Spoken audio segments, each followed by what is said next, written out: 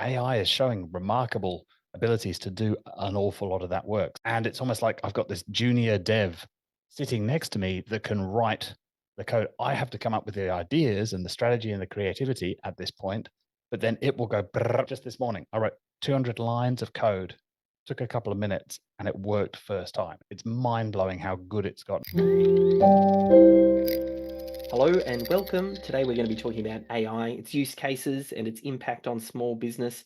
I'm actually joined by a long-term friend and mentor, Mike Rhodes. Mike and I used to share an office together many moons ago. He ran an AdWords agency. Since then, though, he has sold that company. And I remember back then, it's got to be, 10 years ago, Mike used to joke about the machines were coming, and it was kind of a little bit of a running joke. And now I feel like he was right, and he spotted that miles out. The machines are now here. So I want to kind of talk about, well, what do we do about it now that they're here? It's very much a disruptive technology, and the challenge for a lot of business owners is then thinking, well, what's the real world applications and opportunities here for applying this in our businesses? So firstly, just like to welcome you to the call, Mike. Right. Thanks for inviting me on. Pleasure to be here. If I rewind the clock and we think about when you first came across AI, like I said, Mm, I remember you talking about it and it's coming for jobs. I don't know when you remember seeing this I or do. getting that Yeah, yeah. feeling. I do. That must have been sort of more of an automation thing 10, 12 years ago when we shared the office. But I do remember my AI moment. I was in the States speaking and I came home with a Google Home. They're everywhere now, but in 2016, it would have been. That was a wow. But the moment was my younger daughter was 2 at the time. Don't know why, but she spoke with this bogan accent that like none of us could understand. Her older sister could understand her, but the rest of us couldn't really understand her. And after watching me for a couple of days talk to this thing, she walks up to it and goes, "Hey Google, play Frozen." And it did. Because that was all she wanted to listen to in 2016. And it understood her with her dodgy accent. And that was my like, oh my God, like AI is here. That's when I fell down the rabbit hole pretty deep. Ended up talking at Traffic and Conversion about AI in 2017, 2018, because I just wanted to learn everything there was to know. And my conclusion at the time was most small businesses don't need AI because back then it was like, go hire a data engineer and build this thing. And we did. In our agency, I hired a machine learning engineer. He lasted maybe, I don't know what it was, 6 months with us. We just didn't have enough work to give him. And he's like, I'm out of here. I'm going to go do something more fun. Um, Automation was the thing. But I got it completely wrong. I remember saying on stage back then, um, go learn persuasive copywriting. Like, then you'll be safe. Like, all the creative stuff, you'll be fine. Like, be a graphic designer. Like, the machines will never be able to do that. And I got that completely wrong. Obviously, that's one of the first areas that this new generative AI has taken over. So, yes, let's talk about my mistakes. But that was the moment. Yeah. That's the hardest bit is trying to go, okay, well, I can see this technology. Everybody recognizes now how disruptive it is and the opportunity that's here. It's like, Mm, how do we think about this as a small business owner? How do we yeah, apply it and yeah. spot the opportunities? How do you approach it when you're kind of teaching colleagues and students about AI? So I've got a couple of frameworks that we can chat about, and then we can maybe get into some applications of it. But I think it's useful up front to think about it the right way, because then you're more able to see how to apply that to your own business. Because examples of Nike and Boeing using it are useless, right? For the rest of us that don't have $1 billion budgets. So I kind of split it up into three. First of all, there's three main use cases. And I think of these are probably like, I probably use them about 5%, 15%, and 80% of the time. So you can think of this as like almost three levels from you. So like the up is the mentor teacher. Like I'm asking why questions there a lot. Why are we doing it this way? Why would we do this? So strategy, if you like. Then there's the sort of peer relationship. So I use it a lot for brainstorming when I'm out walking, help me work through these ideas, or I've got some random ideas, just chuck them all out. And now please organize that and structure that. And it's all done through the app, all through voice. And by the time I get back to my desk, there it all is in text that I can then go use. Because most of our lives we're dealing with keyboards and text. And so that's why this is, so useful. But the 80% of time is I liken it more to like a VA. I mean, let's face it, we're all sitting at machines. Most of the work that we do now that we're all remote is through a computer, and AI is showing remarkable abilities to do an awful lot of that work. So sort of thinking it as I do a lot of coding these days Mm. because I find it really fun. And it's almost like I've got this junior dev sitting next to me that can write the code. I have to come up with the ideas and the strategy and the creativity at this point, but then it will go. Brrr. I mean, just this morning, I wrote 200 lines of code. Took a couple of minutes, and it worked first time. It's mind blowing how good it's gotten in the last year and a half. So you got this sort of teacher mentor, brainstorming peer, and then like doer, the Yeah. VA approach. But the other really, really critical thing, like Apple told us the other day that we shouldn't call it artificial intelligence, we should call it Apple intelligence. I've been using for 7 years this phrase alien intelligence. I think that's a sort of better way to get your head around it because Yeah. it helps with the expectation setting. Um, a lot of people, because it's software, because we go to a computer and use it, the expectation is more like a piece of software. So whether you use, I don't know, Asana or Xero or Salesforce, when you use it, software does the same thing every time. Geeks would call it deterministic. It's following a bunch of rules. And so you Yeah. get used to it doing the same thing every time. AI ain't like that. The biggest Mm. negative that a lot of people will say is, oh, but it hallucinates, it makes mistakes. Well, if you can flip that to thinking of that as a feature, not a bug, of course it makes mistakes. It's making stuff up. That's the generative in generative AI. It is creating this stuff. That's what makes it so mind-blowingly useful. And that's obviously these days, images, music, video, which I know very little about. That's not my sort of area. But even just text, even just words, it is making stuff up. We can get into a whole discussion if you want about like, is it creative? Can it really truly be creative? I don't know. I disagree with a lot of people on that. I think it can be pretty amazingly creative, at least as much as an average human. It's not expert level yet. It's not as good as an expert in their domain in a lot of areas. Some areas it is, but it's the breadth, it's the Yeah. ability for it to have basically read every book on the planet and be able to remember and recall that. If we had somebody in our businesses like that, that could be incredibly useful. Like, now I need you Mm. to do this and be a persuasive copywriter. Now I need you to go over here and do this. Now I need you to go write some Google Sheets formulas. Now I need you to, and it can do all of those things given enough, Yeah. context and input. So that's that. So last little bit, and then we can get into stuff. But so if you're going to use it, therefore, it's like onboarding a new staff member. We have to be careful not to keep comparing it to people. That's why I use alien. It's kind of a bit like a human and a person, but it can do some crazy stuff, and it can do stuff that we don't even know yet. Like, we're still figuring out what this latest level of model can do, these emergent properties. And that's why the big companies are sort of trying to slow down the release of this stuff. Obviously, they test it a lot internally, but you can have 1,000 people red teaming it. You're still not going to come up with all the crazy ways that weird humans are going to use this. And so that's why they want to sort of get it out into the world so that they can see the real use cases of this stuff. But if you think about onboarding an employee, like I would imagine most of your audience has hired a VA.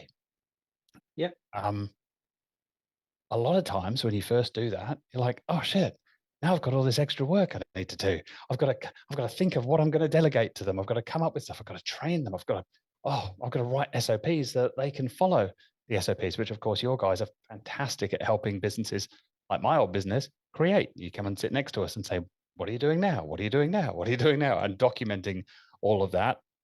Huge shout out to Systemology for that.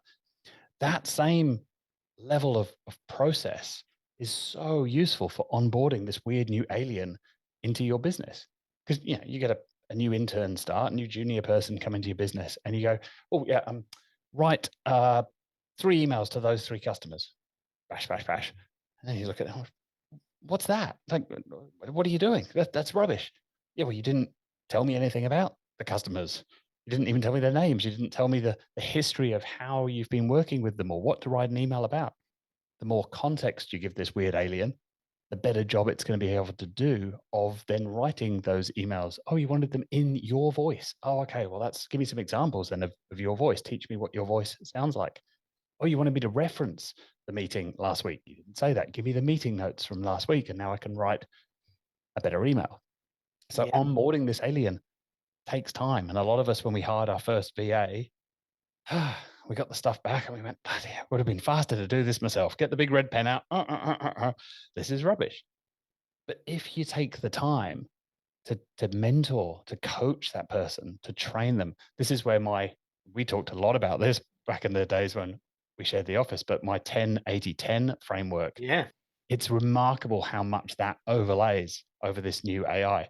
So for those that have never heard of that, and why would you? Because why would you have heard of my framework? But 10-80-10, the first 10 is basically setting up the thing to do. You can think of this as a project, but it's probably easier to bring it down to the level of a task. So the first 10% is the what are we going to do? What's the strategy? Why are we doing this thing? The middle 80% is doing the work. And it might start off with you doing 40%, somebody doing 20%, and you doing the last 40%. But the goal is 10-80-10. You doing 10%, someone else doing 80.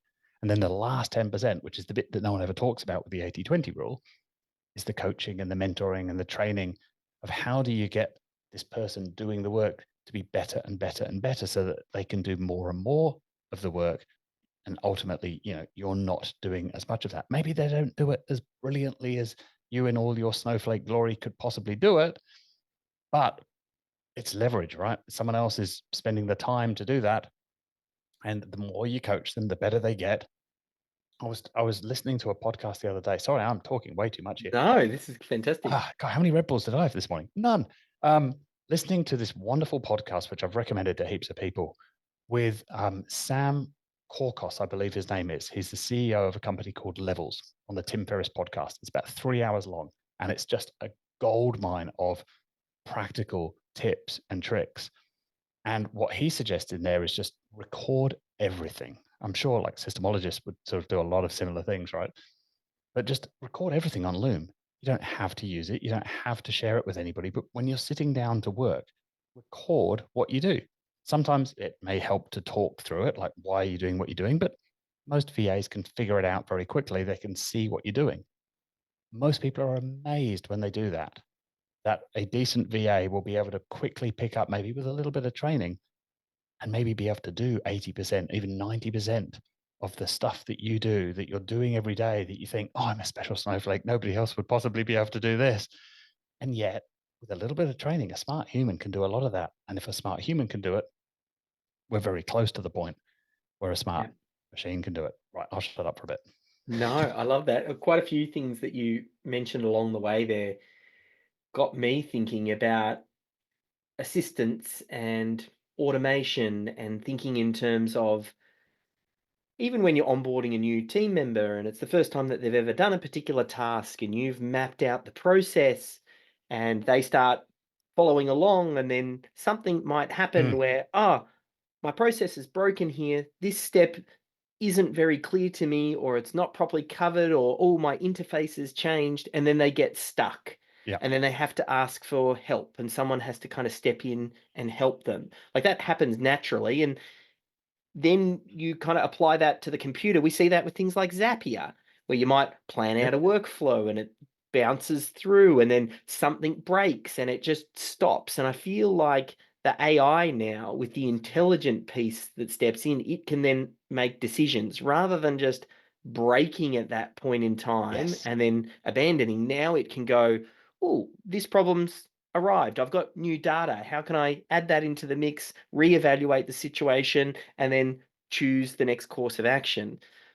That brings up a couple of thoughts for me. Is one that maybe it's changed a bit now, but certainly back in the day, a lot of the VAs that you and I hired and many people we know were from the Philippines, and there's a big cultural thing there about saving face, and a lot of times they didn't want to ask, didn't want to say I'm stuck, and so tried to sort of like push through and just deliver, and that's why sometimes Yeah, from that point on everything was wrong. The AI is very much like that. It is just so programmed to want to please. It's like a golden retriever alien at this point. It's like it's doing everything it can to help deliver what it was that you asked for. And that's where the hallucination comes in. It is very bad at saying, oh, I didn't know what to do here. I'll stop. I would love a setting on there of like, how snarky it should be. I'd love it if occasionally it just said, that's a stupid idea, Mike. Right? Why are you doing that? Instead, it says, certainly, I'll help you with that. What a great idea. Like, actually, no, it's not. It's a stupid idea. Stop me, please. I have too many ideas. Yeah. So there is that sort of element of wanting to please. But this is where I'm also reminded of Ray Dalio's fantastic book, Principles. First half of that book is great. Second half, don't worry about it. But the first half talks about how he built the largest hedge fund in the world. And it was by building algorithms. And then the critical part was algorithms for trading, that they ran those algorithms in parallel with the humans. And Yeah. anytime something didn't match, they went, oh, either we've missed a step from the algorithm, we need to update it, or actually maybe the human's having a bad day. They're not following the rules that they said they always follow. Let's Yeah. update the human. And over 40 years of doing this, both the humans and the algorithms got better and better and better. And anytime there's a mismatch, they improve the algorithm. The critical thing, though, that you said, which is so good and missed by so many people, is that the AI enables all kinds of automation that we didn't have before. So that 1080-10, I used to sort of draw out in this weird fractal way. I won't try and explain it without a whiteboard. It's also probably really out of date now. But there's two parts to that work being done. There is a rule-based component, like following the rules. I can get some data in, I can mush that around in a spreadsheet and know if this, then that. But there's a huge subjective component to then maybe what to do with the output of those rules. I've run it through all the rules, but is this really important or not?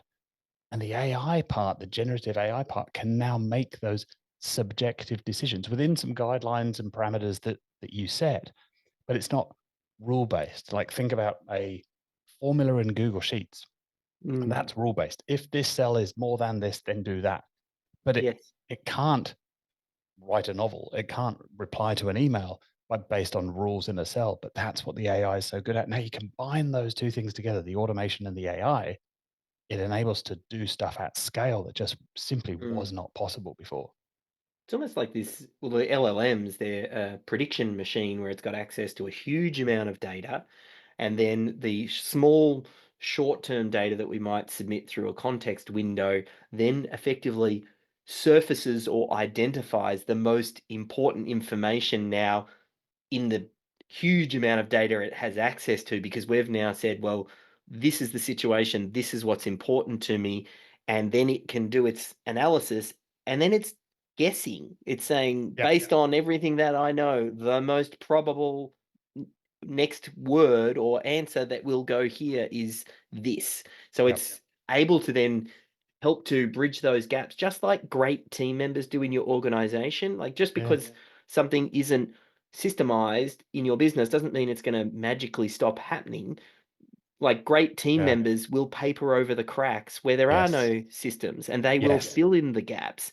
And like you That's were probably talking, 80% of businesses. There, yes, there yeah, aren't there aren't documented SOPs.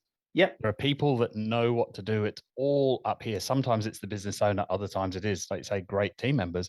And then a person leaves and stuff starts falling down because other people don't know what it was that they did or how they did it. yeah. Yeah, you're absolutely right. And then that then means, like, the base level is now with AI. It's increasing the base level around for what a team member needs to add to the business to actually contribute, because the AI is taking off some of those tasks that really are just heavily process driven or might need some minor decisions. And over time, it's going to get smarter and smarter at making those decisions, which really means the human needs to get better and better, Yeah. which kind of brings me back to the idea of, well, what do we get the AI to do in your business? And it has to come back to go, well, what are those critical systems and processes? I know I mean, you were into systems and processes before I was. I mean, back in the day with your e-myth coaching stuff, and you were preaching this stuff years ago, but I'd love to get your thoughts around how and where systems and process fit into this world with AI. Yeah, I think it's absolutely critical at the moment. I mean, so we have multimodal models available now, and they're only going to get better. In other words, models that can see what it is that we do. And some of the demos around this have been truly awful. Google pointing a phone camera at something and go, "Oh, what am I looking at?" And always to do with plants or some e-commerce thing. It's a really dumb use cases so far. I mean, it really is a problem searching for a solution at this point of like, I've got this cool stuff. What do we use it for? And the geeks are a bit lost on what the Yeah. use cases are. If you think back to all the management books that we pretend to have read, um, all of them say when you're training a member of your team, I hate the word staff, a member of your team, you shouldn't tell them how. You tell them what and why, but don't micromanage. Don't lay out all the steps. Let them figure that out, unless maybe it's their first day or something. Well, there we go. Onboarding an alien. It's their first day. You need a lot of that how, at least to begin with. And so, yeah, if you've gone through systemology, you are so ahead of the game on this point because you have documented systems. For the most part, these things deal with text, with words. And as you say, all they are doing is just predicting the next word, the next token. It's mind blowing what they're able to do with that, or predicting the next pixel. Um, so many conflicting thoughts going on at the moment. So yes, we need to train them. If create that documentation for now, try and get it out of the head of people. Like it depends how big your business is and how much you're able to do this. If it's you, the business owner, and you haven't got a bunch of people that can help with this, that's the hard bit, right? Because it is a bit like hiring that VA. You know this thing needs doing. You know that AI could probably help with that, but oh my god, it's just going to be faster for me to do it because I can't Yeah. deal with this learning this thing. It's like learning a language. It isn't one way of doing this thing that's always going to work. Learning a Mm. language takes time. This is like learning a new language. If you've got a team, even if it's only you and a couple of others, I would task one of your teammates to say, right, your job is to wander around for the next month, talk to everybody, and come up with 10, 20, maybe even 30 little bits of systems by the end of the month. And at the end of the month, you've got to present all of this back to us. So, like, going very similar, really, to what a systemologist is. This was not planned, folks. I'm just I've never said these words out loud before, but essentially, what you guys did with my team back in the day of sitting next to someone and interviewing them and dragging that knowledge out of their head onto the page, because now, once it's written down, verbalized, and there are some systems that can watch what you do on a screen and figure out what the system is just by watching what you do. But I think it's going to work much better if someone explains what they're doing and why. Now, as you say, we can take that text and put it into the context window. We can give the AI context because that's what it desperately needs. I like the way you described it. I liken it to shining a torch. It's Yeah. basically read every book in the world, and unfortunately, all of Reddit and Twitter as well. And you're help sort of you're saying like this little bit over here, shining a light on this little area and saying focus here, please. That's what the attention is. That's why transformers have made these huge leaps in what's possible. Focus in on here. The answer's somewhere in here. Here's a bunch of context to help you create something, come up with Yeah. something, hallucinate something in this tiny little area. So that the tinier the area that you can get it to hallucinate within, the more likely the output is going to be useful. If you just say, write me a song, most of the time you're then going to say, well, that isn't what I was after. And so it's kind of the same with businesses. They're kind of doing the write me a song use of AI. And we have this weird little bit at the back of our brain somewhere that says, oh, I used that thing once. It was crap. I'm not using it again. We have a great memory for crappy websites like that. Crappy websites tend to stay crappy for a long time. The thing with AI is it is changing so fast. It is improving. Like the AI you used a year ago is so different to the AI that you can use today. So different in so many ways. It's getting so much better and cheaper and faster that Yeah. if you're in that camp of, oh, I tried it, it was a bit crap, please, please, please go try it again. But really focus on little tasks. Start really small and Yeah. think about. I always get people to draw a little 2x2 matrix. It's the failed management consultant in me, maybe. But think about stuff that you do frequently and stuff that you do one off. Yep. Forget the one off stuff. For the frequent stuff, then think about stuff that you love to do and stuff that you hate to do. Forget the stuff that you love to do. Keep doing it. That's great. Think about those things that you have to do. What do we mean by frequently? Once a week, maybe a couple of times a month, more than once a week. And the stuff that, oh God, I've got to do that thing again. I've got to create the report for the boss. I've got to write that client report. Ugh, start there. Because if you could turn that into a 20-minute task instead of an hour once a week, you are going to feel wonderful because you don't have to do that thing anymore. Plus, you freed up 40 minutes a week, which adds up, which you can then go reinvest. It's a little bit like compounding interest, isn't it? You can then go reinvest that time and look at another task and another. So forget that, like, trying to do stuff we've never done before. Like, AI will allow that to happen, but focus first, I think, for most people, for most businesses, focus on doing the stuff you just don't like doing, the mundane, the boring, the repetitive stuff. And repetitive is good, right? Because you probably have, maybe you have some stuff written down, but it's going to be easier to create some rules and guidelines because you do it twice a week. The stuff that you only do once every 6 months, it's too hypothetical, and it's not going to help you as a business. If you shave 40 minutes off that, whoop-de-doo, it doesn't make any difference, doesn't move the needle. But if it's Yeah. something that you do a lot and you don't like doing, please start there. And it kind of feels like that first step is to go, well, what is that thing you're going to focus on? And we narrowed it down in that corner of the quadrant. And then, well, what is it that you're doing? Okay, well, let's record and capture and document that. And then within that, looking for where are the quick wins that a chunk of that process might be done by Yeah. ChatGPT or Claude or something like that. And you might go, oh, I can take this chunk and then speed it up. That's kind of step Yep. one or step two, depending on where we're at. But step three after that, at some point, we know that the AI will get smart enough to keep making the decisions and jumping down your process and potentially do more of it and string together these different tasks. I Yes. mean, this is where we're headed with agents and things like Yeah. that being Yeah. able Yeah. to execute. I don't know if you have had any thoughts on that. I've been obsessed with AI agents for a year and a half now. I've been teaching myself Python and coding.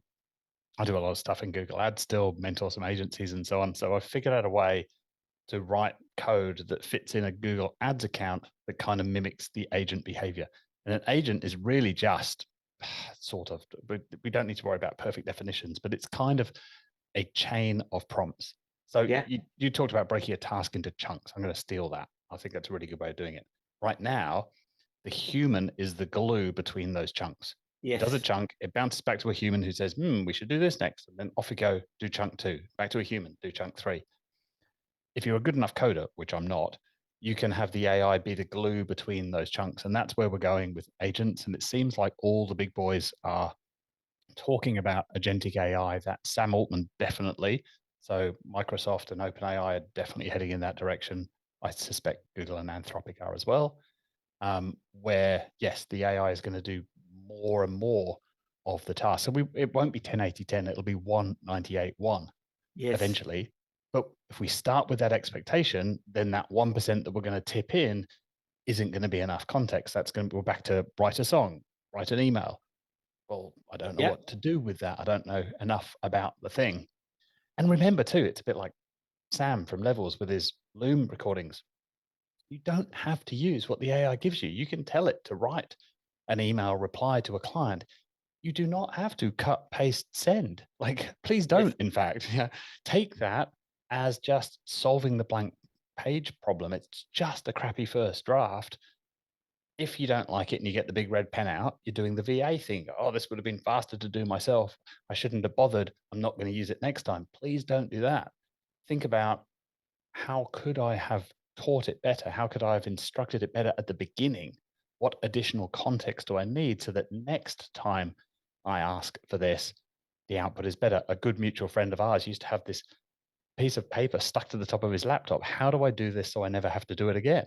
Yep. And Brent was onto something 10 years before anybody else, of like thinking in those terms. And that is all about, what's the input to the system? which these days is context. Do I need to grab some data from somewhere? Do I have to pull some data out of Zero to be able to answer this client query about invoices? Well, that's just an API call. I don't know what an API is. Great. Go back to the teacher AI and ask it to teach you what an API is. Don't know how to write an API call? Guess what? It can do that too. But you, as the business owner, are like, I'm already overwhelmed enough. I'm wearing 12 hats. I don't know where to start. That's where I really think you need that. I mean, you have this term systems champion, I think, Yep. inside a business. Most businesses need an AI champion. They need somebody to say, I am going to experiment. I am going to go play and give me some resources, boss. Give me some time. I don't need much money. I need $20 a month to buy the best AI that you can get in the world right now. And yes, if you're really, really, really into privacy, there are ways to do it where you build your own internally. But really, I don't think most businesses need to bother with that right now.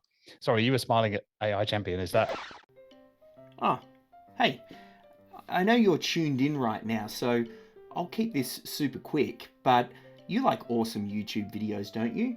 Well, there's not really that many YouTube channels that create great content about how to systemize your small business. So I want to make sure that you catch every video that I publish. So if you haven't already, firstly, give this video the thumbs up and then go ahead and subscribe to my channel. You can even hit the bell notification to make sure that you're the first to know when I publish anything. So go ahead, do it right now. I'll wait a sec and then I'll transfer you back to the video.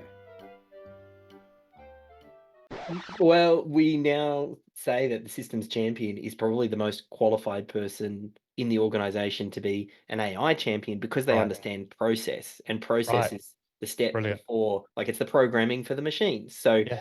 they should be able to bridge that gap to go, oh, well, I can see this time consuming process. I know what needs to be done. I can re engineer chunks of it. And then potentially, one other thing you mentioned as well, which goes Mm. back to your analogy of the intern, it's the same thing on the direction that we're headed, where you might have this human in the loop step where there are different tasks, and you'll say to your various different AI agents that are trained to do specific roles, go do this thing or do the research and then come back to me and Yes. let me know when you're done. Just like Yes. you would to a research assistant and or a team member, and they do that, and then it's human in the loop. Now I take what they've done and I give it some feedback and say, go have another iteration based on this, this, and this. Like, I think that analogy works well. And I think for some weird brains, I think I have one of these.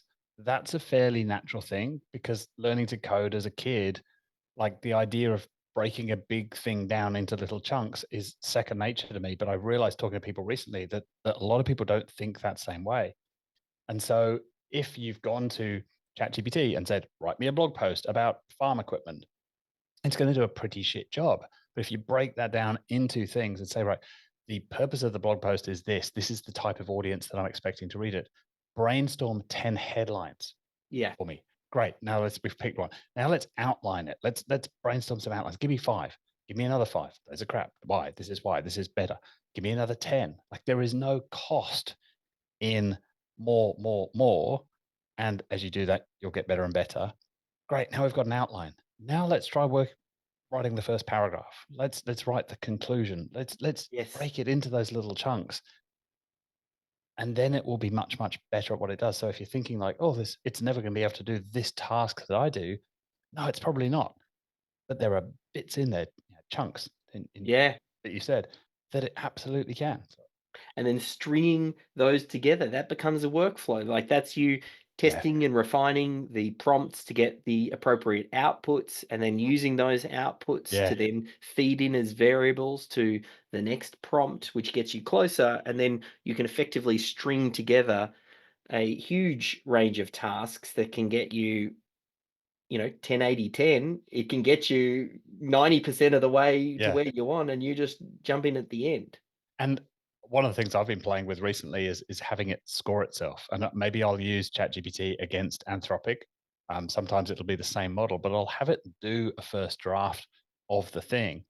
Then I'll have a model look at that and say, look, this was the input, this was the prompt, this is the output.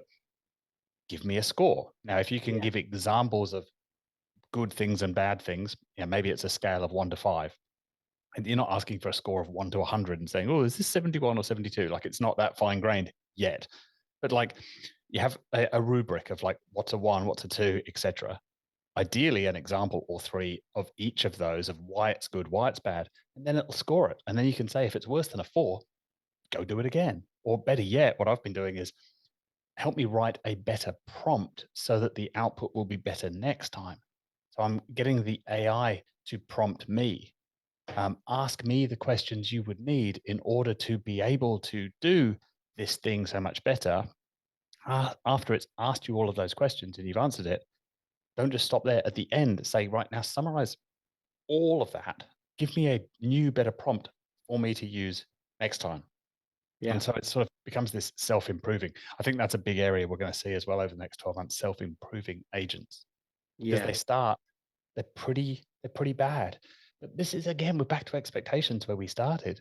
People seem to want these things to be incredible from day one. I think when have you ever hired someone, unless you got really lucky, and I must admit I did quite a few times. I've hired some incredible people over the journey. I've been very, very lucky there. But when was the last time you hired someone and they were a genius in your business on day one?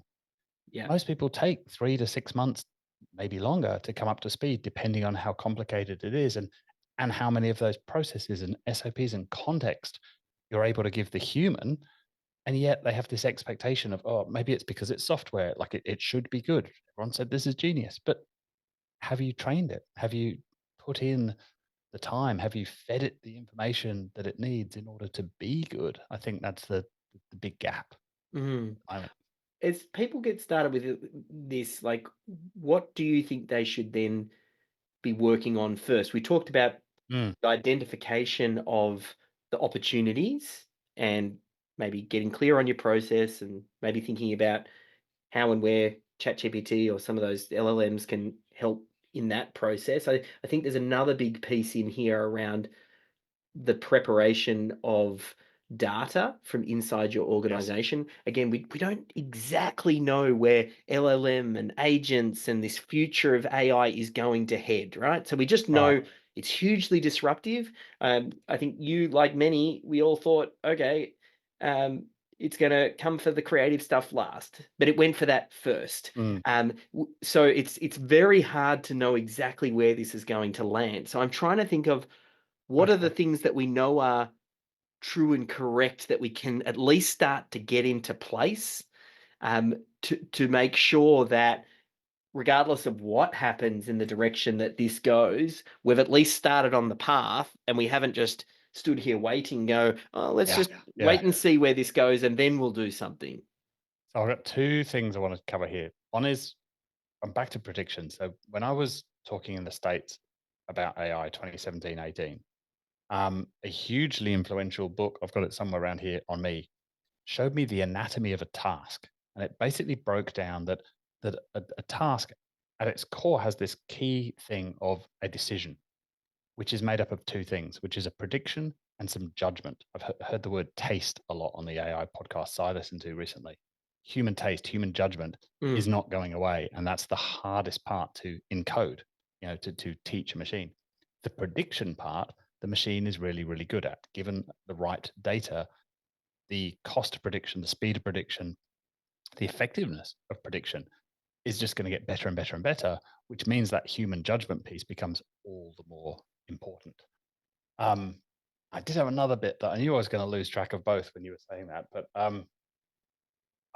where to start? You were saying, I mentioned maybe data was one thing. yeah. So automation was the other bit I was going to go on, which is the average small business. A stat I heard the other day: 93% stats are made up on the spot, but the average small business has 50 SaaS tools. The Yes. average enterprise has 500. If you think about a lot of people's jobs, there's a large part of an awful lot of jobs which is moving data from one SaaS tool to another. It's taking this information from email and sticking it into Zero. It's taking this thing from Asana and sticking it into a spreadsheet. Yeah. There's an awful lot of that. There are huge gains to be made with automation. And 7 years ago, I thought we don't need AI. Most businesses would explode in efficiency if they just understood automation. Yeah. Carl Taylor has a great business automation agency doing exactly that, helping people basically get basically all automation is getting two SaaS tools to talk to each other. Just Yeah. sticking a little bit of code in between that says, okay, you've got all this data. Oh, I need to reformat it for you. Let me do that. And then throw it over to the other one. That's really all it is. Yes. Um, but when we add this layer of thinking and decision making and subjectivity over the top, oh my God, like anything becomes possible. So, where to start? I think was your question. I think that is really going to depend on what is your role within the business. I saw a Yeah. presentation that you did a few weeks ago where you sort of broke things down into sales and marketing. I think there was management and finance, operations, Yes. HR. And so, yeah, where do you personally sit inside there? Many of us as small business owners have to play 12 things and are in Mm-mm. all of those at some point throughout the week. But again, I would come back to like, where's the greatest leverage going to be for you? Where is the stuff that you're doing frequently and you just don't like it? I mean, if you're doing team performance reviews once every 6 months, then it's probably not going to be particularly useful to use AI there. One, you don't have a lot of context. It's not something you do all the time. But again, if you save 40 minutes every 6 months, what do you do? But if you are a salesperson, which all of us are in some regard, and you get a new lead in, and the first thing you do is go to their website, have a poke around and see what it is that they do. And you're trying to figure out, basically, you're trying to figure out if they can spend money with you, aren't you? Like you're trying to figure out how big they are, how big's the team, because I got a rough rubric of, oh, they've got 35 people, so they're probably doing around about 5 mil. Okay. Have they got a marketing department? Then you wander off to LinkedIn and you have a little look at them, you stalk them a little bit in a good way, not weird. And you see what they used to do and where they used to work. If you have a process for that that you've documented, guess what? We can get AI to do most of that, even if there isn't an API involved, even if you can't ping LinkedIn and say, pull everything on this person, but you can have an AI open up the browser, go to that page and scrape all of that information. I saw a really good one the other day. I don't know if we have time for this, but somebody had built this tool that went through Facebook groups and found like people that they would probably be connected with. So it went to the person's Facebook profile page. It grabbed the header image because there's often information in there and the AI can now see images. So it can see, Yes. oh, this person has a picture of mountains. This person has a picture of a young family with two young kids. Interesting. And a mountain bike in the background. So it can see all of that. It read the first 5 posts that they had recently put up, went and clicked the read more button and grabbed all of that text. And then it combined all of that with information known about the person doing all of this. They've got a young family, they're into mountain biking, and they've got blah, blah, blah. And it found commonalities, similarities, and wrote that first cold Mm. draft email of, hey, I saw we're in the same Facebook group. Looks like you like mountain biking, blah, blah, blah. And it's just that little gentler intro. I'm not much of a salesperson, so I don't know how to do that. But if you spend a bunch of your week doing that, Yeah. that might be a great place to start. On the other hand, if you spend most of your week taking information from zero and stick it in a Google spreadsheet, guess what? Maybe you don't need AI. Maybe you just need good old automation and a Zapier account. Um, Yeah. yeah, where's the time going? I think starting there makes the most sense. And then we can get to, ooh, this enables all this cool new stuff that was never possible before. I've been playing with some really fun stuff this week of what if we're able to automate the subjectivity and sort of I need a better analogy for this, but it's kind of like mixing Moneyball with character AI and Google Ads at this point, Yeah. and allowing you to sort of inhabit the persona of your favorite celebrity expert, and then like, well, what would they say in this situation, and Yeah. how would this person, and then sort of having like this little head to head comparison between the two, and so I'm trying to gamify it and have leaderboards and like make it fun for people to use. Like, I don't know where to start. I've got this data. Oh, I can have celebrity A versus celebrity B. Tell me what to do, and then like vote for one Yeah. or the other and make a game of it. That's my latest idea. I Fun. love it. I think firstly, understanding that the data is critical here for programming the machines. So I think business owners should be thinking about, how am I organizing and structuring data in your organization? I think whether that's client data and how they're engaging with you, sales, marketing data, whether Yeah. that's to do with doing work, like anything to do with the collection of data, I think, is a real key piece. And then understanding what it is you're actually doing. I think that was another big piece that you mentioned there, because then the question then becomes, well, what of that can AI do? Now, the only way you can open your eyes to that opportunity is to start playing with Yes. AI, Yep.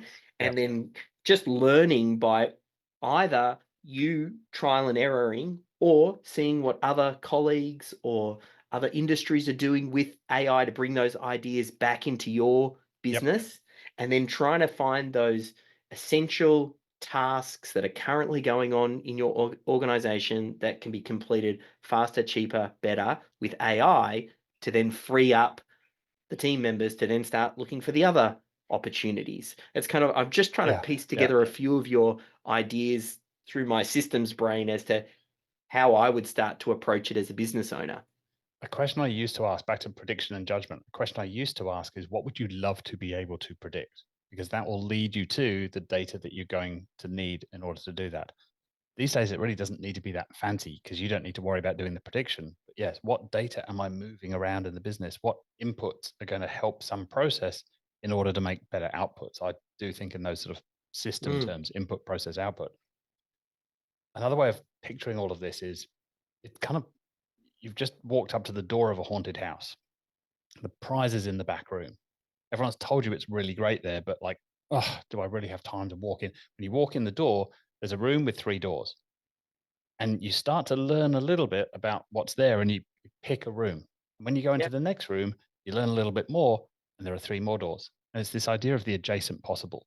And as you go from room to room, you start to see more and more of what is possible, and you figure out how to get to the back room. But you cannot jump a step. You can't just go straight there. You can't go, oh, right, I'm going to use AI for the first time today. Let's automate 80% of what I do. You have to, exactly what you said, you have to play with it. You have to experiment. You have to yeah, just start. Um, there is a wonderful guy called Ethan Mollick, who has this wonderful new book called Co-Intelligence, which is absolutely fantastic. I know most business owners do not have time to read yet another book, but it's really good. He has this idea of like, just bring AI to the table, and you need to be spending a minimum of 10 hours with AI to begin to start to see what's possible. Ideally, 10 hours with each model, or when a new model comes out, you spend another 10 hours with it. If you're really into video, then you need to spend 10 hours on those things and go play with tools like Runway. If images are your thing, go play with Midjourney or some of the new ones that have just come out. But you need to spend 10 hours there in order to begin to see what is possible before you'll see the next 3 rooms that lead off that lead to, well, if I could do, if I can do that, then I can do this. Now it starts to get exciting. But you have to just bite the bullet and walk in the front door, not knowing what you're going to find, because it's the only way to then start to yeah. figure out what is possible. And I'm imagining, as the leader of the organization, you need to lead that initiative and get it started. And then really you want to pass that on and make it something you want your team to then Yes. start thinking about. What am I doing? Where are these opportunities? And Yeah, give them the space to say, absolutely. this is how we do things here. We use AI, we experiment, and we're constantly looking for how can you work on higher value tasks and get machines and less skilled team members to work on low value tasks. And it's that transfer, if you can do that, that I'm imagining is going to really accelerate this. And it, even not, maybe not transfer, but yeah, I think you have to show that it is important at a strategic business level. Like, we know that this is important. Peter Diamandis has been saying this for years. There are, by the end of the decade, there's only 2 types of businesses using AI, and those that are out of business. And that's Yeah. a bit extreme, because that's what he does, and that's why he's got, far more people watching his videos than we do, um, because he says stuff like that. But he has a point. Like, yes, I think you're right that the leadership of the business, what has to come down from the top, is a willingness to invest, and you have Yeah. to be able to say to your team, "Here, have the money for a Zapier account." I talked to a chief, what was his title? Chief Innovation Officer of a big agency the other day. I don't know how big they are, 50, 60, 70 people. And he had only just been approved to spend the $20 a month on Zapier. I'm like, I can't work with you guys. I'm sorry. I would love to, but if you're hanging on to $20, you've employed someone, given them that job title, and it took you 2 months to give him a Zapier account. Good God. Yeah. You have to show that it's important to the business. And yes, you're right. I think it absolutely has to come from the bottom up, because those are the people that know how shit gets done in the business. They're the ones that know what the process is, even though there's nothing actually written down. It's all Mm. in their heads. I would imagine when you go in, and your systemologists go into a business, most of the time it's pretty useless, I would imagine, talking to a CEO, unless it's like a 3-person business. If it's a 20-person business, CEO hasn't got a clue what's actually getting done and every day. You want to go talk to the people at the coalface and say, like, okay, he's out of the room now. What do you actually do? Yeah. Yeah. Yeah. Yeah. It's definitely the the CEO, and when I think of it through that lens, because that's really what we're doing. We're kind of building a culture of systems, which is the same as if we're trying to build a culture of AI first approach, Yeah, is we work with the business owner really just to get them to buy in and say right. this is okay. And we can allocate time, energy, and resources and give it the blessing. Yes. And with that, then yes, going to work with the team then to go, okay, well, what are you doing here and how do we capture that? So I feel like that's And that definitely, has to have follow up, right? You have to then say, right, okay, let's do a lunch and learn every month for the next year. Come and show off what you've built with this stuff. Have prizes, wear silly hats, give them cash, do something to prove. It cannot just be more words that come from the top. Oh, the CEO yeah. said this. Yeah, but she always says that, blah, blah, blah. Like, there has to be follow through. You have to demonstrate through your own actions. So absolutely, if you're the boss, you're the CEO, you have to start thinking through. You can't abdicate this to the team and say, right, go figure out how we're going to use AI. You figure it out too. Yes, it might not be quite as useful. Maybe you don't spend all day sitting in front of a machine. Maybe a lot of your role is relationships and maybe going out selling in person, thinking about strategy and vision. But it can absolutely help with that. Remember, this thing has read everything on the internet. It has read everything that a McKinsey management consultant has read. It knows every Bain 2x2 matrix. It knows everything that BCG has ever done, and Anderson and PwC and all the others. Like, as a brainstorming partner, maybe you're too good. You're a special snowflake and you couldn't possibly have anything on that top layer, that mentor teacher. There's nothing it can teach me about my business, but it can absolutely be that brainstorm partner. You don't just have to have it do stuff. Go for a walk, install the app on your phone, and go chat to it for an hour. And you'll be amazed at what comes out the other side. Feel like the importance of question here and Mm, the skill of asking good questions, because generally people only ask questions in areas maybe that they have a little bit of knowledge about, or there's you can't ask a really intelligent question on something right. without some depth of knowledge. So oftentimes when people first come to AI, there It's a good you point. want, as a business leader, you want to think in terms of, what if I was the HR person? What would I be asking? What if I was the marketing person?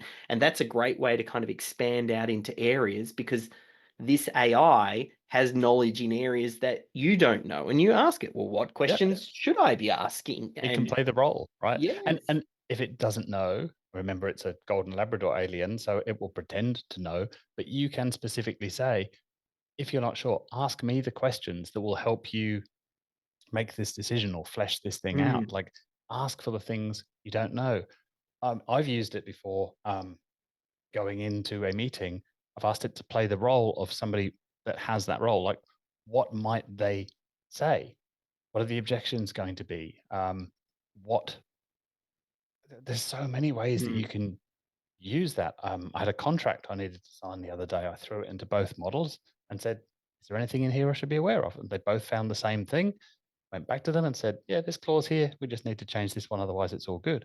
I mean, it's the breadth of it. I've been saying this for 7 years now, but imagination is the only constraint. yeah. There is so much these things to do. The problem is imagination is hard. It is hard to feel stupid. It's hard to admit that you don't know something. I love that idea of, yeah, being asking great questions. Kids that have used this, we're not going to talk about cheating with ChatGPT, but tools like Khanmigo by the wonderful Sal Khan from Khan Academy is built a whole system around this that is a very Socratic dialogue with kids.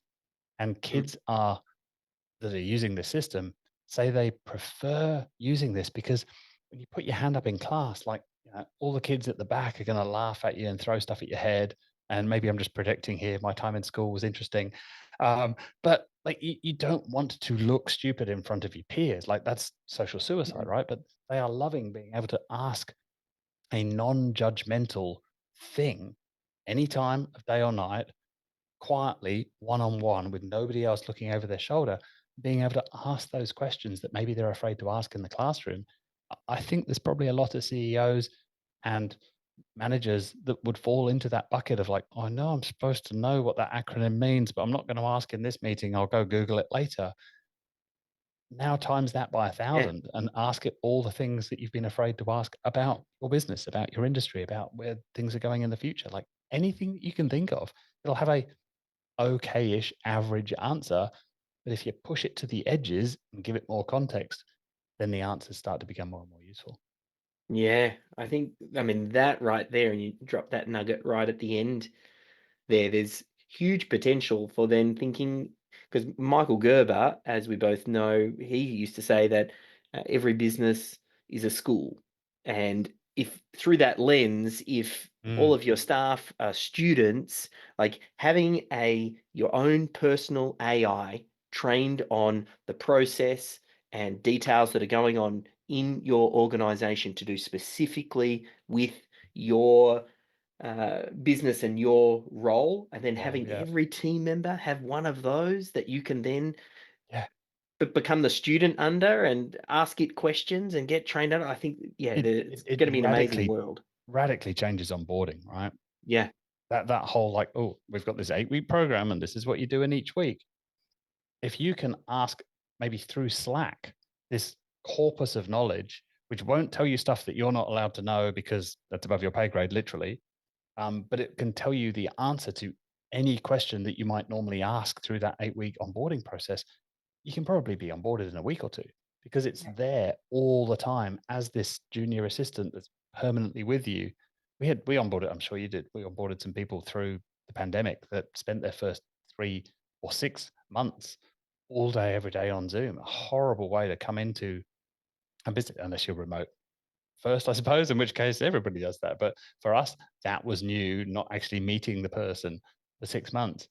That would have been incredibly useful for that person to be sitting there and not feel like, "Oh, I don't want to bother somebody," which yeah, most people will feel, not just, I don't want to look stupid, but I don't want to bother someone with this. Like, I'll then go waste half an hour digging through a whole bunch of badly organized documentation to try and find the answer that I'm looking for because I can't Google this stuff. But yeah, if I could just at the AI in Slack and immediately have the answer to those questions.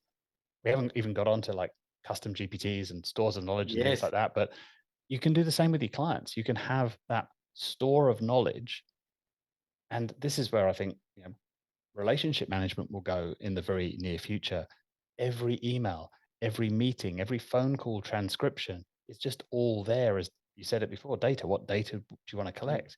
If you had all of that context and the machine has access to that, then it's going to be able to write a much better first draft of that email. Or when they ping that email to you at 2 in the morning, by the time you wake up, great, I've got the data I need to be able to answer that question. It's all laid out. It just depends. Do you want this thing to write the reply? Do you want it just to grab all of the data? Do you want it to alert the 3 people that need to be alerted to come in and have the crisis meeting? Like, imagination is the only constraint. feel like we've got quite a few quotes that need to be on the front of t-shirts from this session, and I feel like we could probably have five more and not even necessarily get to the bottom. For people, if they want to keep on top of the work that you're doing, I know you're reasonably active on LinkedIn. Is that That's the the best place only to go? place I Or am. Yeah, yeah, LinkedIn, mikeroads.com.au. If you're really into Google Ads and you particularly want a script and some AI stuff that can help you with your Google Ads, I'm starting there because that's the world I know. yeah, And having a level of domain expertise is a real benefit with AI at the moment. I mean, you can go into any area, but if you don't know what you're doing, you won't know if what the AI is giving you is hallucinating is or good or not. not? So Yeah, if you know enough to know, then whatever you're doing can be super. AI gives you like an Iron Man suit. yeah. It can just help level you up in whatever you're playing at. So that's my sort of main thing at the moment. I'm building tools and scripts, bits of code, some AI things to help people with marketing, particularly Google Ads at this point, but that is slowly sort of expanding. I can see that's expanding to sort of productivity. And yeah, LinkedIn, like I don't do Insta and TikTok and Twitter and anything else really, just LinkedIn is where you'll find me. I'll pop a link through to your website, and then from there they can kind of dig down. But as always, Mike, I just love hearing your thoughts and where you see the future going. So I think next time I just need to figure out, if we know you said the machines are coming and they're now here, I need something like a new line that needs to be, and maybe it was the imagination one. I'll play around with that, and we'll pick it up on our next interview. Or our next man and bike ride. That's it. Thanks again, Mike.